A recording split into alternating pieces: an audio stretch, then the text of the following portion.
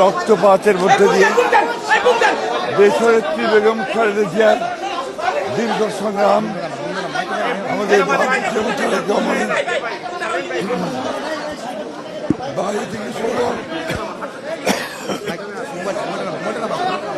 মধ্য দিয়ে আজকে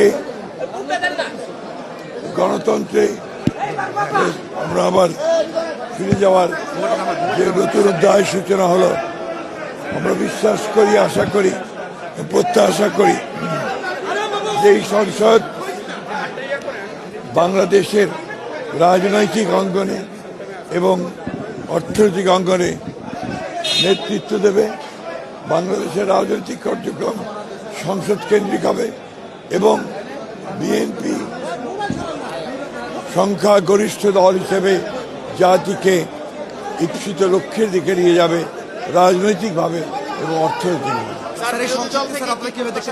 আপনি বলছেন যে কার্যকর সংসদ করবেন, কিন্তু এটা অকার্যকর কারণ সংসদে বিগত 3টি নির্বাচনে আপনারা বলেছিলেন, অভিযোগ করেছিলেন। আমাদের সংসদ নেতা জনাব তারেক রহমানের নেতৃত্বে এই সংসদ নিঃসন্দেহে সকল কর্মকাণ্ডের কেন্দ্রবিন্দু পরিণত হবে, সেটা আপনারা ভবিষ্যৎ দেখতে পাবেন। বিরোধী দল আজকে সংসদ শপথ নিয়েছেন স্যার, অত্যন্ত আনন্দের কথা এবং আমরা বিরোধী দলের সঙ্গে আমরা সংসদে অত্যন্ত আন্তরিকতার সঙ্গে সৌহার্দ্যের সঙ্গে কাজ করতে চাই।